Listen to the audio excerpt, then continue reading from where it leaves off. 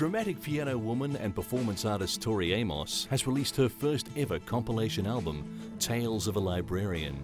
It's a CD-DVD that Tori Amos describes as a musical autobiography, which features 20 of her most popular songs from her decade-long career, plus some new material, among them Precious Things, Playboy Mummy, Spark, God, and Cornflake Girl. It was a good solution, hanging with the raisin girls. She's gone to the other side, giving us a yo-yo. Things are getting kind of gross, and I go at sleepy time. This is not really, this is not really happening. Amos went back to the studio and put a new spin on old tracks that were already familiar to her fans, including live recordings from the soundcheck of her North American tour.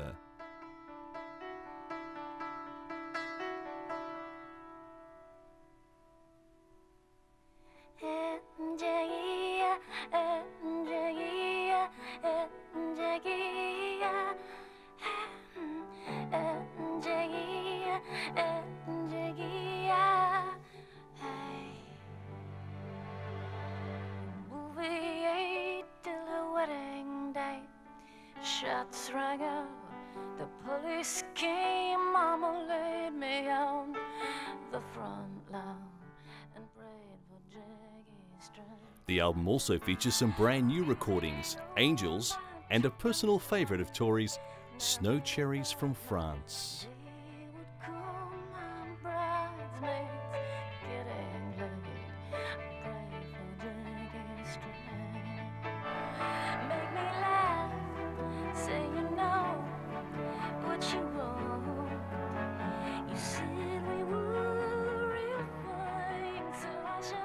Amos said that Snow Cherries from France had taken her years to write. It was one of those songs. In fact, she'd been writing it for about 6 years.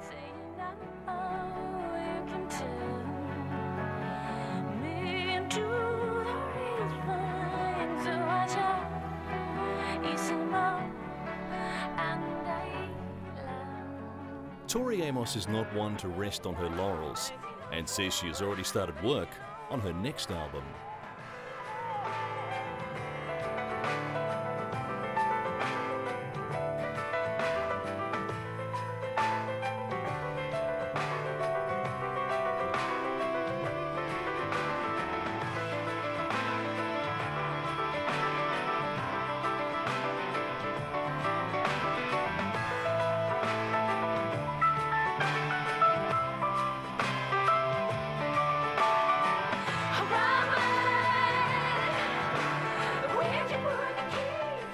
For the new album, Tori's gathered books from all over the world and laid them out on the floor in her piano room in Cornwall. She says she loves this part of her work. It's like baking a cake as a kid.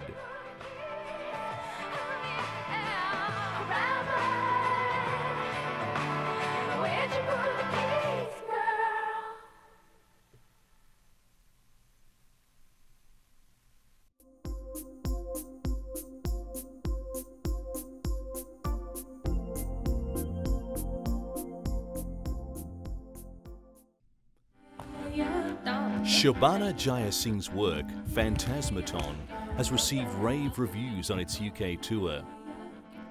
The Indian-born choreographer bases her work on the Indian classical dance style of Bharata Natyam.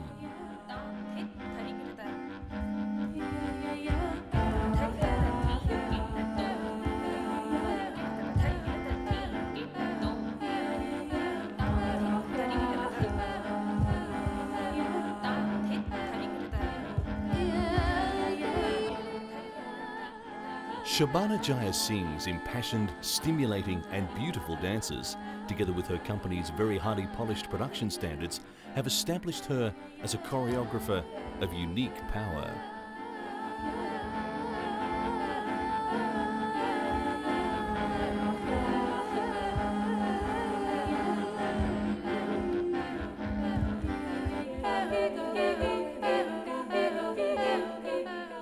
Phantasmaton was inspired by the almost surreal way in which we continue to reinvent ourselves within the accelerating pace of our cities. The sharply defined, edgy quality of Jaya Singh's movement is contrasted with soaring live voices and digitally manipulated imagery which has been taken from Indian classical dance.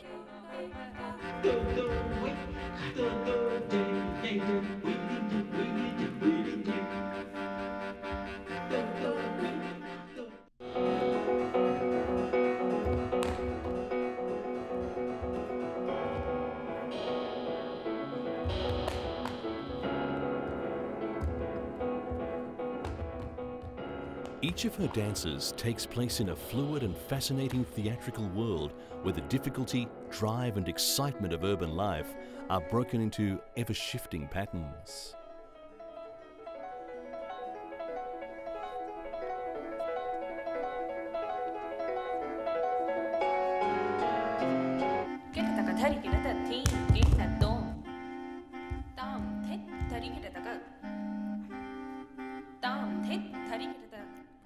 Her performances command a wide range of South Asian dance styles, and from this rich source of material, Jaya Singh has created a new and eloquent dance language.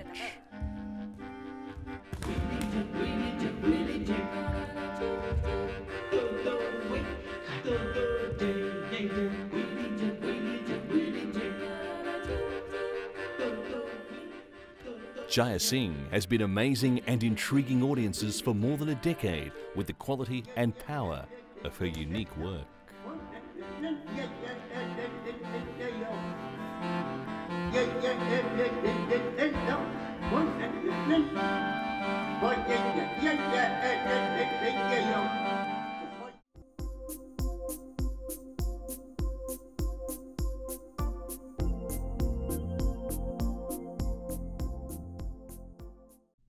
Some girls only want one thing. Eyes down. Look sad. Indian bride never smiles. You'll ruin the bloody video. Jess Bamra. Gurinder Chadha is the director, writer and producer of this British Asian film about the conflicts between traditional culture and contemporary society. You must start behaving like a proper woman. You're right! Yeah. One more day of freedom. I was married at your age. You don't even want to learn how to cook dal. I'm joining a girls' team. Newcomer Paraminda Nagra plays Jess, a teenage Indian girl who dreams of playing football like her hero, David Beckham. But with her traditional Asian upbringing, her family would rather see her in a bridal gown than in a kit and boots. Her mother even asks her, who'd want a girl who plays football all day but can't make chapatis?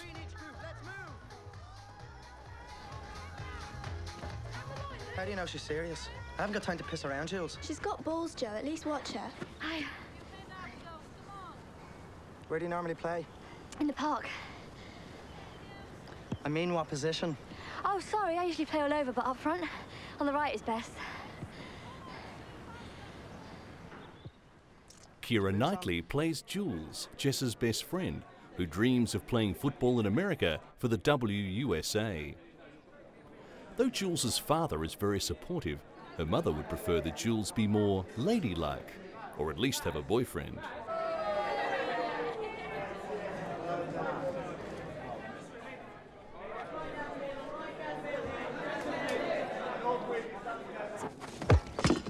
Whoops. Oh, will you both pack it in? Look at the state of my fuchsias.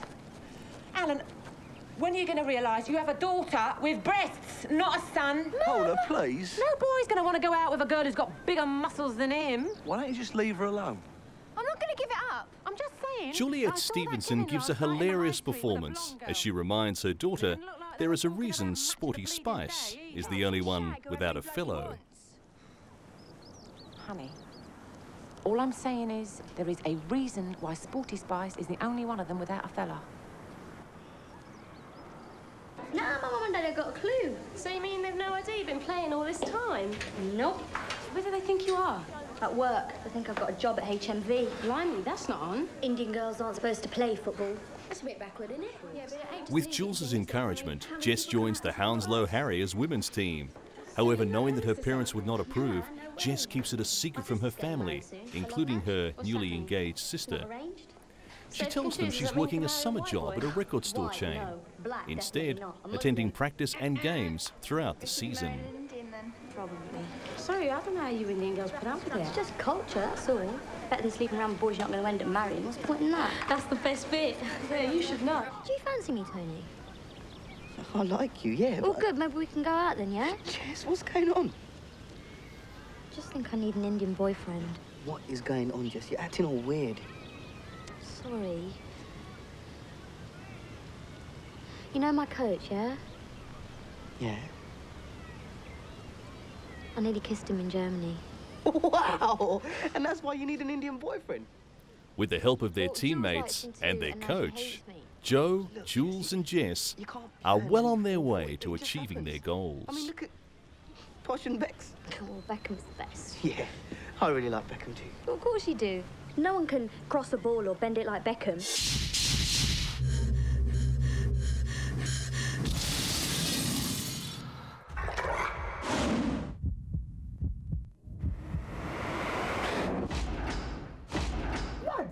Check out the bats and the captain. She's lucky she ain't knocked herself out running up and down the pitch with them. You swap shirts at the end of matches? Absolutely. Oh! Joe especially provides the most support until both girls fall for him and their friendship is truly tested.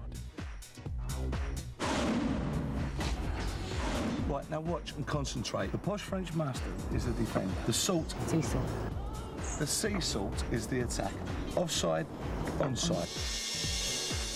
Bend It Like Beckham is a celebration on film which combines Asian culture and Britain's most beloved sport, football.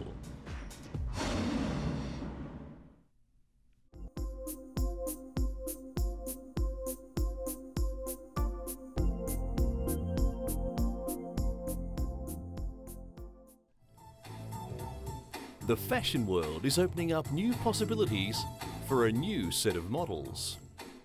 They're tall, bearded, and turbaned.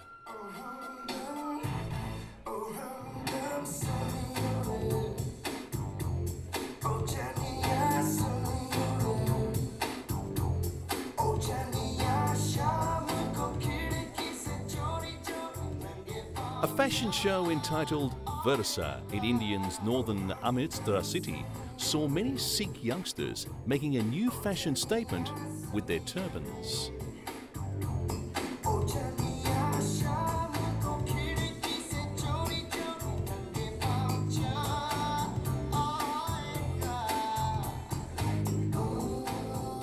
For some Sikh youths, modelling is a glamorous career option.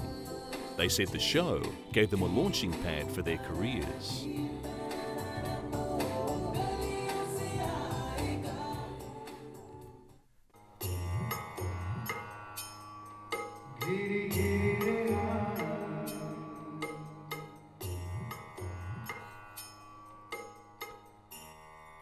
Sikh models have not been very popular so far, but one described this as a good start and hopes it will do well in the future.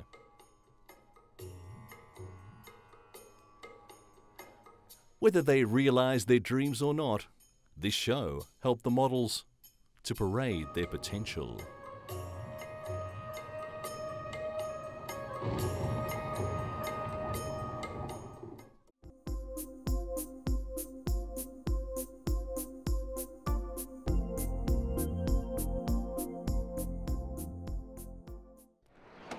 When sex is over, there's always shopping. Hundreds of women lined up outside a New York consignment shop, clamouring for cast-off clothes from the trend-setting TV show Sex in the City, which ended after a successful haute couture-drenched 6-season run. Well-heeled professionals and working girls skipped out of their jobs or tried to bribe their way to the front of the line for the last garments of the show's foursome, Carrie, Samantha, Charlotte and Miranda, whose romantic escapades made it seem sexy to be over 30 and single.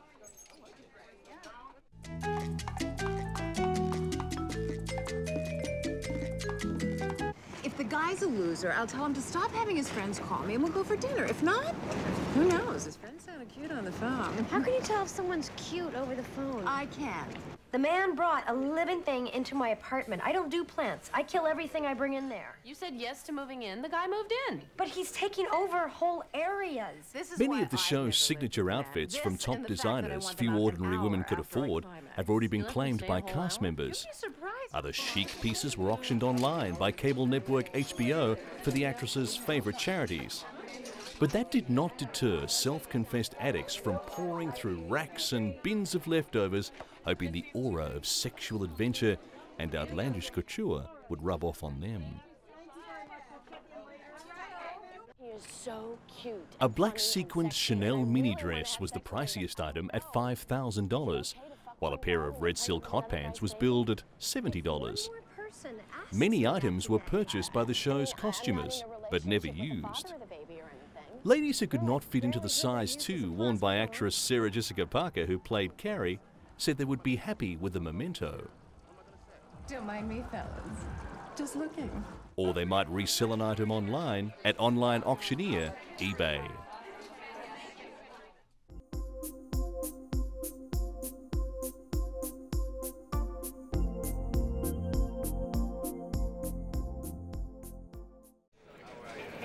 On Thanksgiving Day in 1976, rock group The Band took the stage for the last time. San Francisco's Winterland Theatre would host the event, and recording it all on film was a young Martin Scorsese. He edited the final performance and released it under the name The Last Waltz.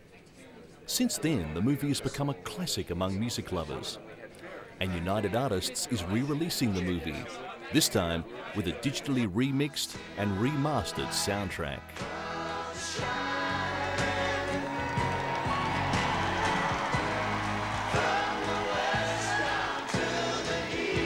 For the original cut, Scorsese worked with a 300-page shooting script and 7 cameramen. It turned out to be the first feature-length concert documentary, and the rest is history.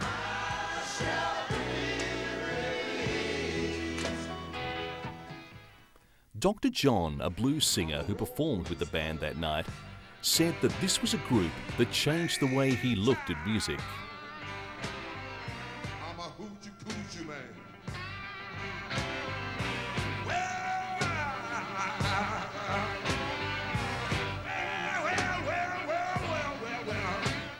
don't know if the years connect or it's Robbie Robertson was a singer-guitarist with the band. He's gone on to make his name with a solo career in music and has now worked with Scorsese to recut the film. I mean, I couldn't live with 20 years on the road. I don't think I could even discuss it. 25 years later, he's still infatuated with the magic of that night and thinks the years help him appreciate the event even more.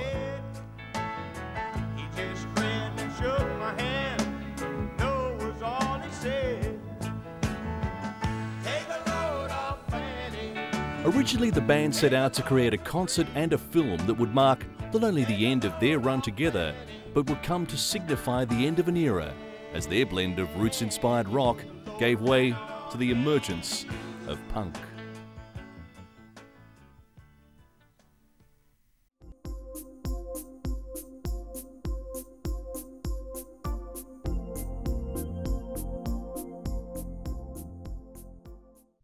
To eat at the dining room table like a normal family. Happy, Dad? Yes. Good. Commence shoveling. No. We're going to say grace first. Okay. Rub-a-dub-dub. Thanks for the grub. Ah! No! It was supposed to be a wonderful vacation that didn't go too well. The Simpsons, the dysfunctional American family portrayed in a famous TV series, packed their suitcases in Springfield and flew to Rio de Janeiro, dreaming of sun, beautiful beaches, and plain fun. But as soon as Bart, Dad Homer, and Mum Lisa landed in that boisterous city, everything went wrong. Bart was swallowed by a boa constrictor. His dad ended up kidnapped by a taxi driver. And somehow he and Homer managed to get mugged by children on the street.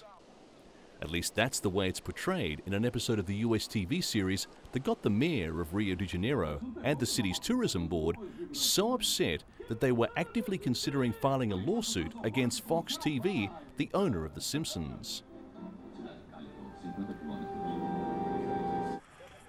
The image of Rio projected in that episode ran opposite to a $15 million effort by tourist authorities to promote Rio as a tourist destination.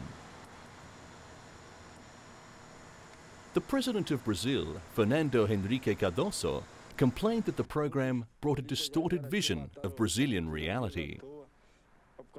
The Fox network did not comment on the threat of legal action, but the network issued a written statement saying, "We apologize to the lovely city and people of Rio de Janeiro, and if that doesn't settle the issue, Homer Simpson offers to take on the president of Brazil on Fox Celebrity Boxing."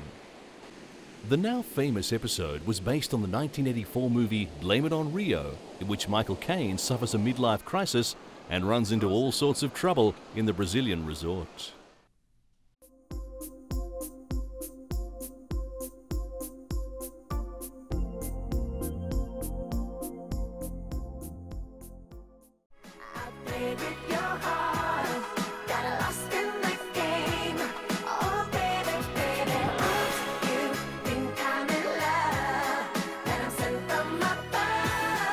Britney Spears set the world abuzz with her quickie Las Vegas wedding to a childhood friend on a weekend, but by Monday morning, the honeymoon was over.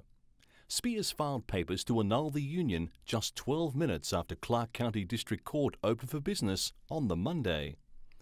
The petition, filed under the name Britney Jean Spears, asserted that the singer is not currently pregnant and asked that neither she or Jason Allen Alexander, who are both 22, receive spousal support. Representatives for Spears said in a statement that the nuptials were a joke gone too far. Michael Sommermeyer, a court information officer, said that obtaining an annulment in Las Vegas can be more costly than getting married. Spears asked in the petition that both she and Alexander be restored to the status of single, unmarried person. A friend said Spears was having a good time in Las Vegas, but was not inebriated when she got married at the Little White Wedding Chapel, wearing a baseball cap, t-shirt and jeans, and escorted by a Palms Casino Hotel bellman. Spears shot to superstardom as a teenager with her debut album Baby One More Time. Her latest single is In the Zone.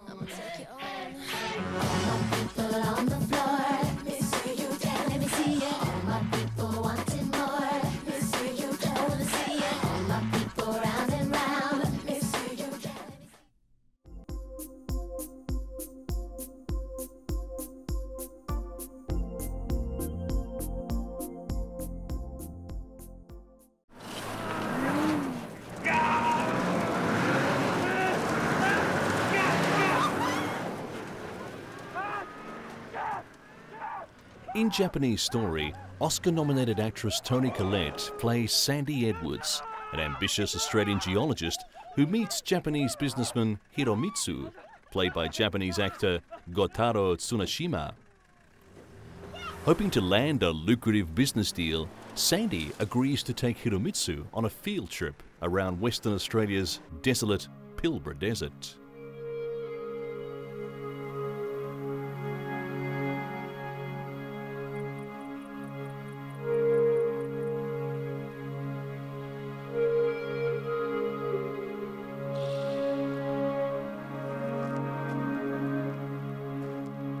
As they set off on their journey, Sandy and Hiromitsu are quickly reminded that they hail from widely different cultures and seem to have little in common.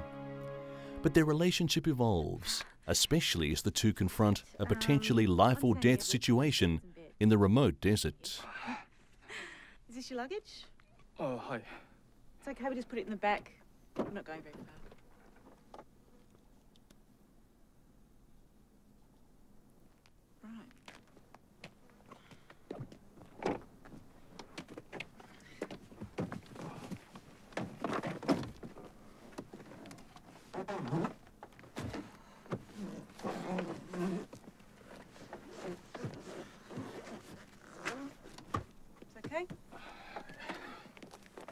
you...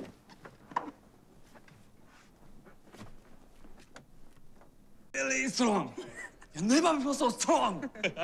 When asked about the film's clash of cultures component, Colette said it was an intriguing part of the movie's storyline. You want to speak to me? Oh, no, I want to kill you. But without me, you are alone. And then you die. Oh, maybe. Yes, you die. In the desert. Colette said she really loved the script and really wanted to tell this story.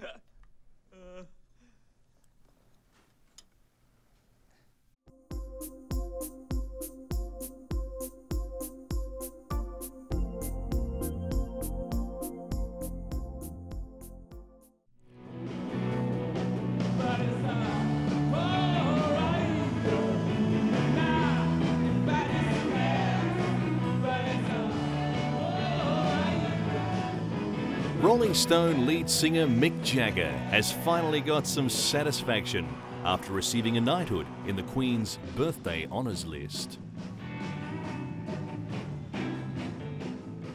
The 58-year-old naughty boy of rock and roll, whose extramarital wanderings hardly fit him out as a family role model, was clearly delighted to receive his unexpected knighthood in Queen Elizabeth's birthday honours lists.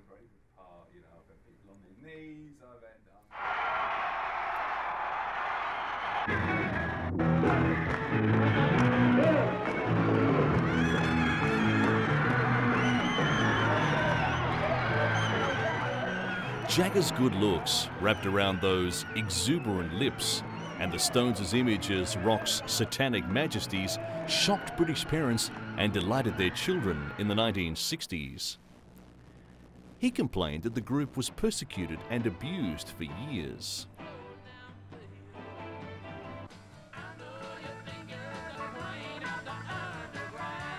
The news of the knighthood for a man briefly jailed in 1967 for drug possession has provoked some harsh criticism.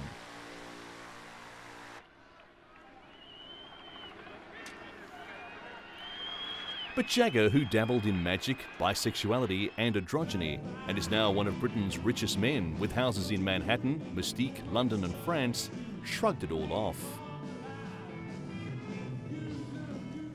The weathered and stick-thin workaholic frontman for the group that has been described as the greatest rock and roll band in the world is as famous for his offstage female relationships as for his energetic on-stage antics.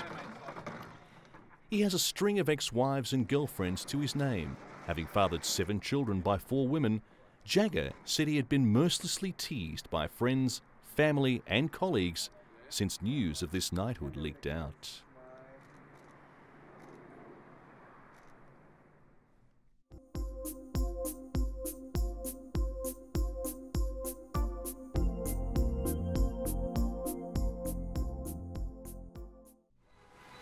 In spite of the weather, the cast of director John Woo's film Windtalkers walked the red carpet in New York City for the film's premiere. Nicolas Cage plays John Enders, a World War II Marine assigned to protect a Navajo code talker during the US campaign against Japan in the Pacific. His mission is to protect his code talker, but if he should fall into enemy hands, his duty is to protect the code at all costs. One of the film's outstanding features is the realistic battle scenes. Windtalkers brings to the screen the horrors of war with tremendous realism. Arizona, it's okay, go! And they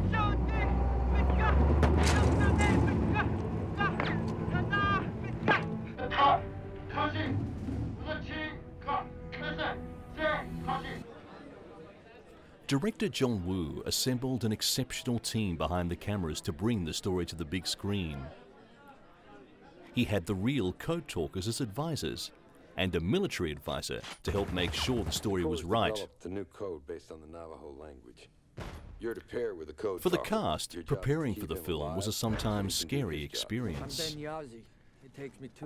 The underlying theme of the movie is the bond that develops between 2 men from 2 different worlds on a difficult mission. Seen any combat, Yazzie? Looking forward to getting into some. Are you now? Relay the coordinates! It's okay, go! And You done good today, Barry. But most importantly, the movie portrays the heroism of Native Americans in World War II. At all costs. You understand me? Yes, sir. I do.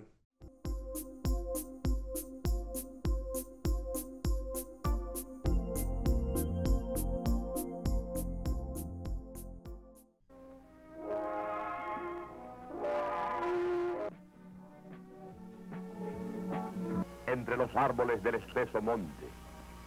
La noche significa para... Wealthy aficionados and retailers descended on the Mecca of cigar lovers for 5 days of smoke-filled parties and tours of tobacco plantations and factories that roll the world's most famous cigars. The annual Habanos Festival includes the most lavish banquet laid on each year by the communist-run country of Cuba, where humidors signed by President Fidel Castro are auctioned off for tens of thousands of dollars.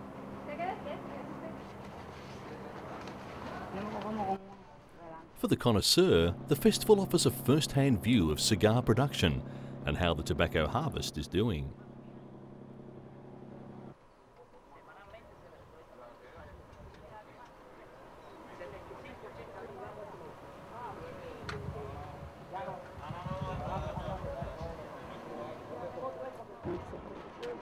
For many aficionados, the festival is a chance to go on a spending spree and stock up with their favorite smokes.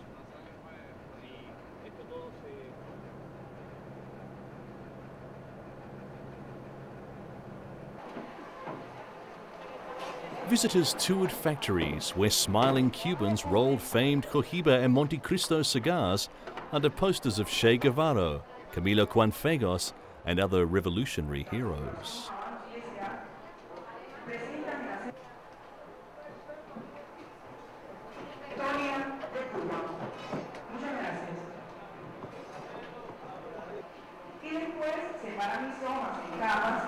A warehouse for aging tobacco in Havana won praise from experts as a major development for Cuba's $250 million a year cigar industry.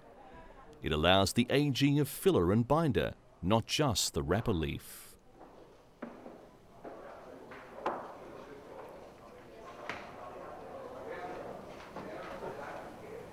To mark the 160th anniversary of the founding in Havana of a legendary brand by two German bankers, the Upmann brothers, a special humidor of 100 cigars was on sale for $1,600 or £850.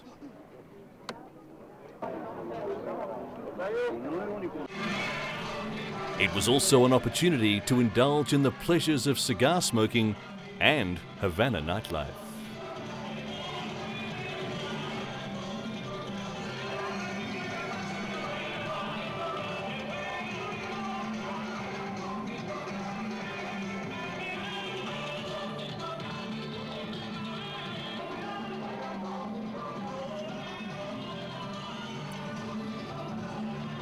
There is no tobacco in the world that has the flavor and aroma of Cuban tobacco.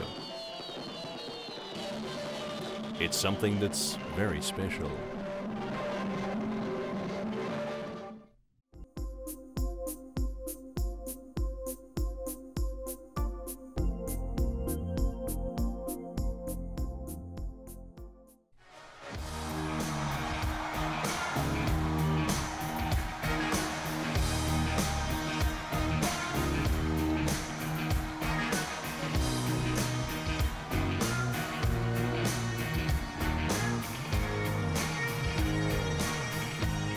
Peter Gabriel was one of the founding members of the band Genesis in the early 1970s.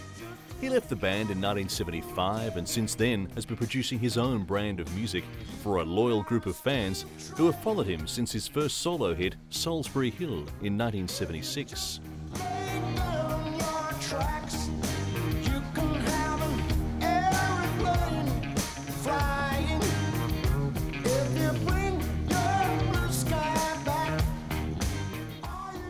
Gabriel has released 10 solo albums, and in 1986 he won his first Grammy with his 7th album, So. The videos from this project established him as a leader in video production, and included the song Sledgehammer, which has won the most music video awards ever, including a #1 position in Rolling Stone's top 100 videos of all time.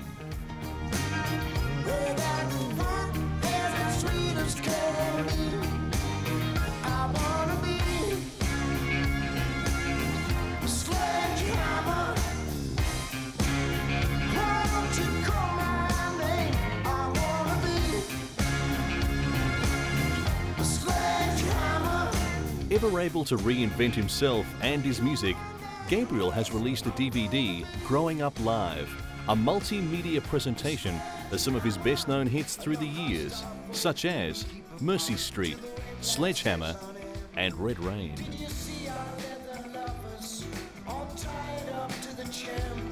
Did you catch those child molesters? No one else goes there. What a show.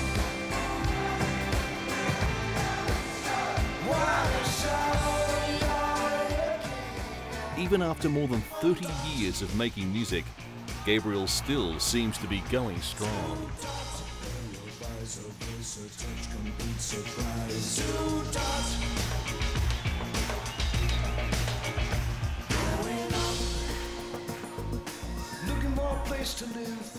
Though Genesis made him famous, Gabriel said he would not consider returning to the band he founded while still in school.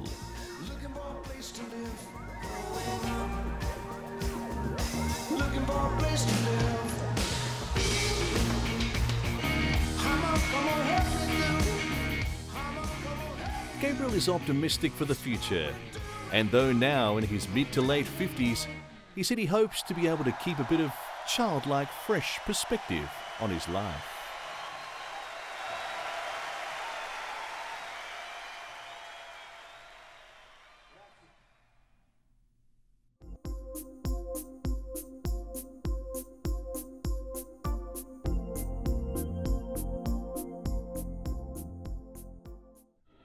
With a standing ovation, guests mourned the end of an era summed up by American designer Tom Ford's glitzy designs for Italian leather house Gucci and his sensual reworking of the Saint Laurent myth.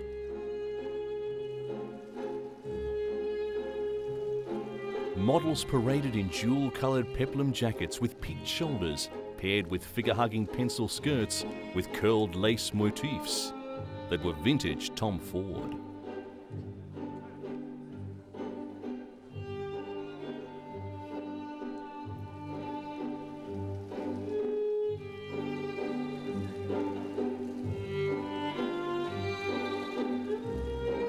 The Texan rose through the fashion ranks swiftly and anonymously before exploding into the public consciousness in 1995 with a retro-style Gucci collection that caught the eye of Madonna and Gwyneth Paltrow.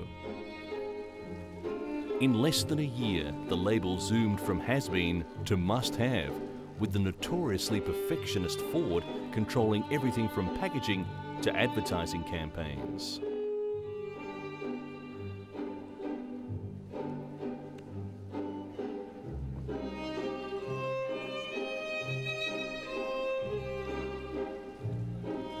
Magazines have been filled with nostalgic tributes to the man who used sex to sell everything from handbags to yoga mats. As famous as the Hollywood stars he dressed for the red carpet, Tom Ford seemed to embody the sulphurous lifestyle he peddled with his dark good looks, 5 o'clock shadow, and permanently unbuttoned white shirt. He broke taboos with porno-chic advertising images that included a model with her pubic hair shaved in the shape of a Gucci logo.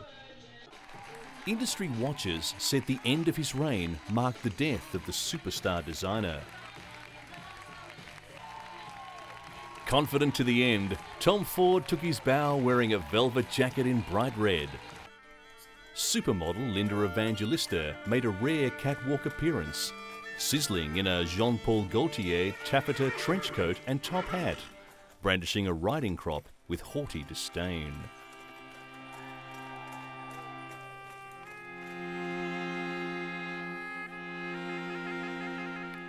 Models with swinging horsehair ponytails paraded in Jean-Paul Gaultier's trademark corsets including one made of stiff saddle leather with a padlock dangling in front.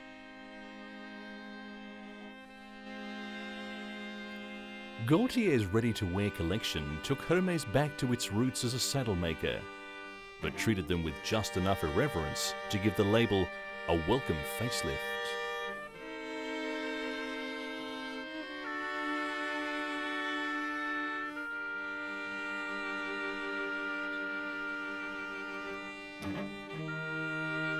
A halter-neck dress was made from raw crocodile skins, their tails dissolving in a cloud of black chiffon.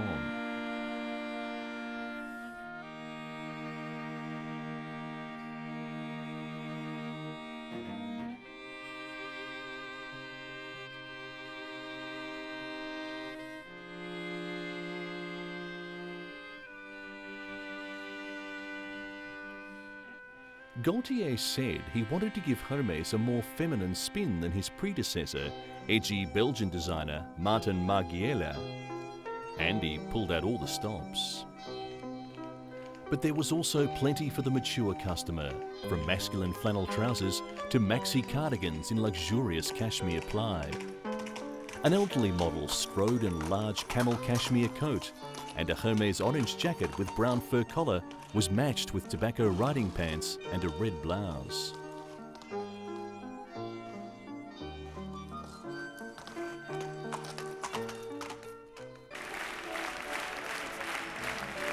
Judging from the roar of applause that greeted Jean-Paul Gaultier as he took his bow, Chairman Jean-Louis Dumas could be forgiven for feeling a little smug.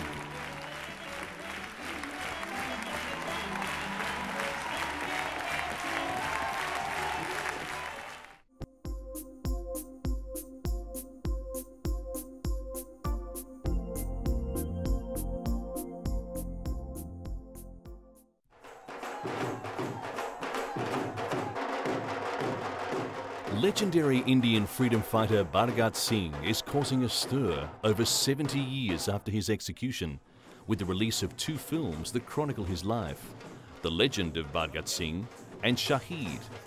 They are going head-to-head in a bid to win over the audiences.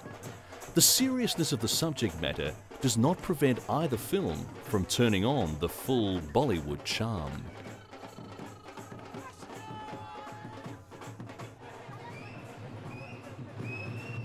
In 1931, aged just 23, Bhargat Singh became a legend when he was hanged by the British rulers in India for setting off a bomb in Parliament. At one stage, the Punjabi folk hero rivaled Gandhi in popularity, and now 2 of India's most popular actors have had their chance at immortalising Bhargat Singh on film. He's a dangerous man. Arrest him immediately.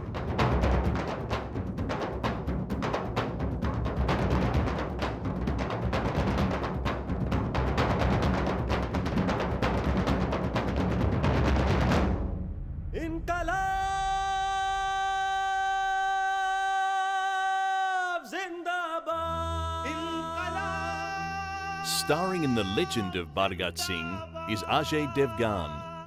The version of the story he stars in has top Bollywood credentials, directed by Raj Kumar Santoshi, with a score by music man of the moment, A.R. Rahman, the man responsible for the music of Andrew Lloyd Webber's project, Bombay Dreams.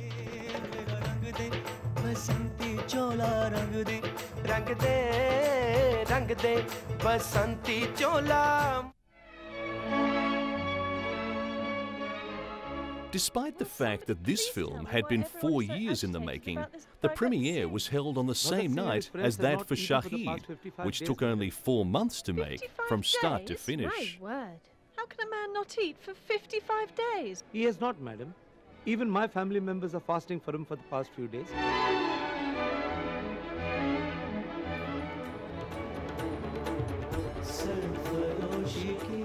Bobby Deol takes lead honours in this version, which boasts the bigger budget. This version claims to be the more prestigious of the 2, although Bobby's brother Sonny, who also acts in the film, wanted to play the main role until he got too old. The original idea was that the 2 different teams worked together to make a definitive Bhargat Singh movie, but this didn't happen. नहीं डरते वतन के नाम पे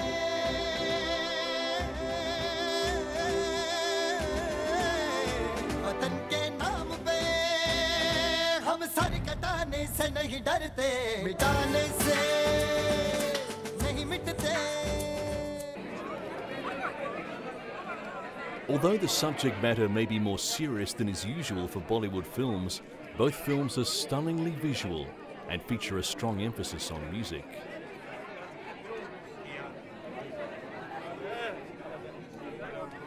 And of course, both sets of filmmakers are hoping the films will not only win even more followers for the ever-strengthening Bollywood scene, but also provide an insight into an important historical figure.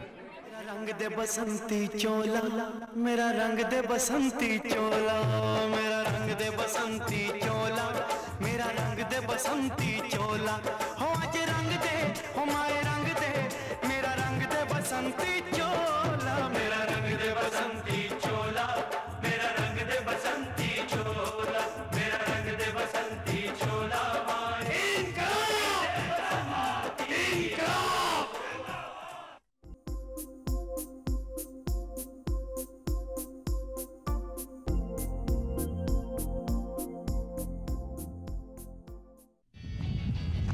Okay, man, where are we going next?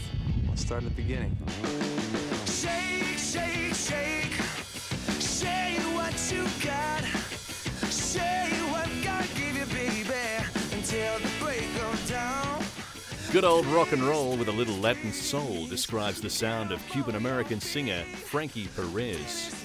With his debut album Poor Man's Son, Frankie Perez, the son of Cuban immigrants, has finally arrived.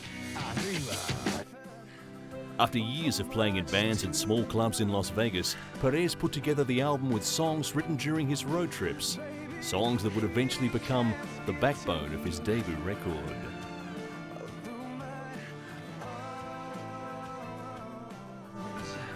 The album has a mix of everything, blue-collar rockers like Cecilia and Class Act that pulse with tragic working girls and love-struck guys from the wrong side of town.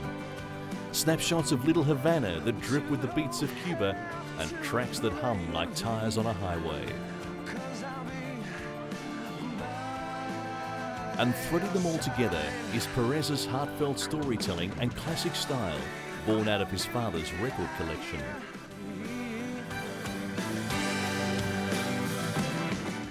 With his dark Latino good looks and soulful sound, Perez is every inch a Cuban American, and proud of it.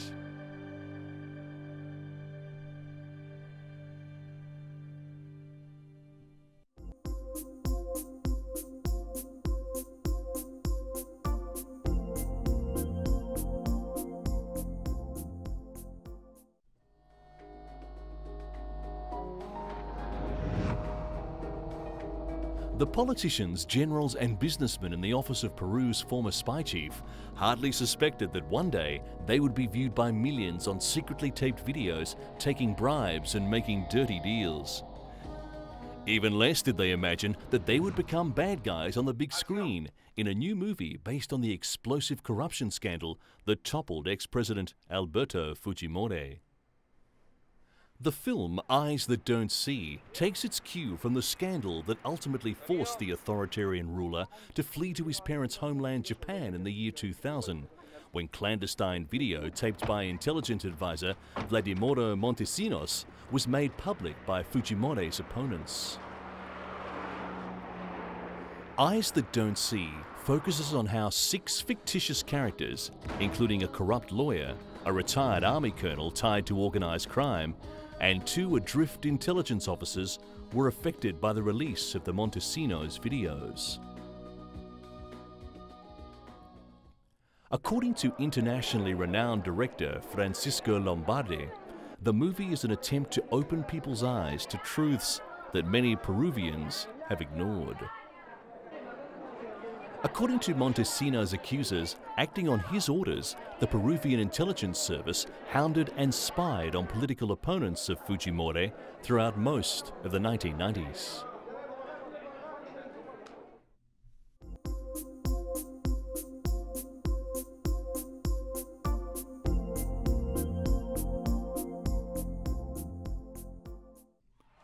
The latest album from Sean P. Diddy Combs is We Invented the Remix. In 1991, in his days as an executive at Uptown Records, Sean Puffy Combs, the flamboyant hip-hop impresario, convinced himself that he erected an idea that has revolutionized the industry: the remix. It's that bounce right here. Time to move on. Time to be strong. Don't stop now, straight to the top now. That's what I need. When his first experiment, a remix of Jodeci's Come and Talk to Me, sold 2.5 million records, Puffy knew he was onto something. His latest features sharp collaborations from P. Diddy himself, along with fellow artists and friends, the late Notorious B.I.G., Carl Thomas, Faith Evans and Loon amongst them. And how I had a trifling mental. So ride with me, G4, fly with me. Times get hard, cry with me, die with me. White Beach Saints, lie with me. My advice is forget the P. Diddy, who has had plenty of experience remixing records for a host of artists, including Janet Jackson, Mariah Carey and Mary Jo Blige, says his fans are going to be surprised.